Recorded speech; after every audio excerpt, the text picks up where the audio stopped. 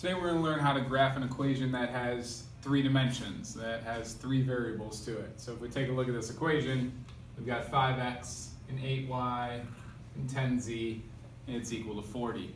Now if we just had two variables, maybe we could solve for y and get slope-intercept form, or y equals mx plus b, or something like that. But this one's a little bit trickier, and we're also learning how to take this to the third dimension. So we have talked in class already about how the x and the y-axis are kind of flat on the ground, like a piece of paper on a table. And the z-axis is what creates 3D, so it's adding height, or it could be adding depth, and could even go down below, like underneath the ground, or underneath your paper, or underneath your table. So the first thing we need to do is we actually need to solve some things here that we can find some points. So if you look at the last video, we already learned how to plot 3D points. We need to find some points that work for this. There's lots of solutions. In fact, there's infinite solutions here that probably involve decimals and negatives. I'm going to go ahead and show you how you can find a couple of quick ones. So for a quick point, I can think about what x value actually takes me right to 40. So 5 times what gets me right to 40. So that x value would be 8. So if I have 5 times 8 is 40, then I don't need any y's, I don't need any z's. That would be 8, 0, 0.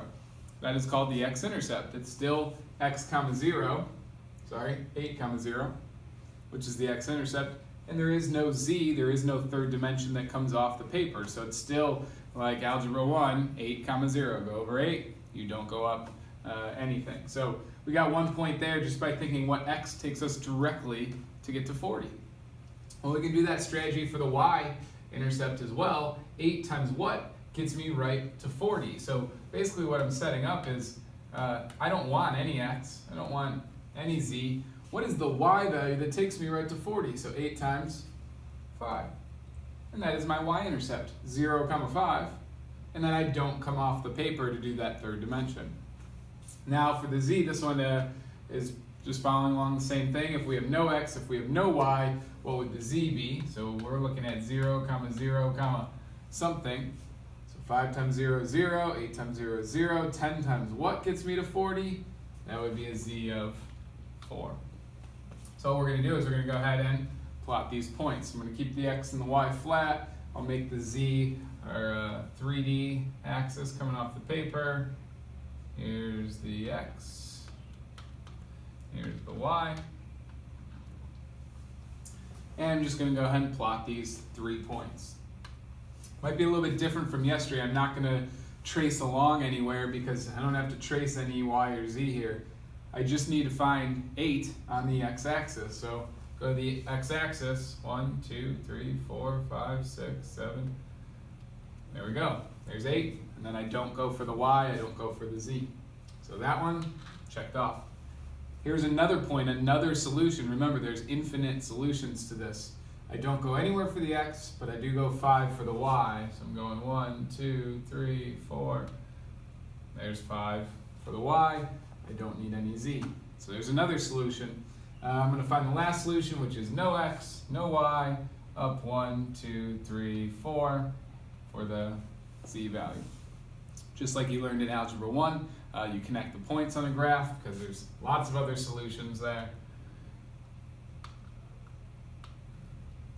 And there's more than just those too. There's a bunch that fill in, like if I did 5 times 2, that gets me to 10. So like 2 would work to get to 10. And then maybe I did no y's. And I'd still need like 30, so I need 3 for the z. So 2, 0, 3 is still in here. 2, 0, 1, 2, 3. That's like that point up there. There's lots of other solutions that are going to end up in here. It kind of looks like a Dorito. Shout out to Doritos for retweeting me last year when we did this lesson. But that's the graph of all the points that work for this equation. So we're going to go ahead and do this the same way for this orange one. I'll switch over to orange when I go to make this graph in a second. And we're just going to go ahead and plot the 3 intercepts, the x-intercept, the y-intercept, the z-intercept. So what x value takes me right to 12? 3 times 4. So my x-intercept is 4, 0, 0. For my y-intercept, I'm trying to figure out what y value will take me right to 12. So if I have no x, if I have no z, 4 times 3 will take me right to 12. That is my y-intercept. Here's my z-intercept. I just tossed a negative into this one, so if there's no x, if there's no y, negative 6 times what gets me to 12? That is negative 6 times a negative 2 would be my z-intercept there. Cool, I've got the 3 points I need to graph. I'll go ahead and graph it in orange. This equation's in orange. I'll start with the z on this one. I'll go backwards from the last one. So I have no x, I have no y. I need to go negative 2 in the z. So I'm not going up positive z. I'm going down 2. And there is my negative z value for my z-intercept. There is a z-axis that keeps going down here. We don't see it here. It makes it look a little bit harder to see the 3D-ness of it. So I'm going to go ahead and look at my y-intercept next. No x's, no z's. I only need 3 on the y. Here's my y. 1, 2, 3. Boom, there I go. For the x, I'm going to go find 4, 0, 0. 1, 2, 3, 4. Don't go any 0 for the y. Don't go any 0 for the z. I've got my 3 points.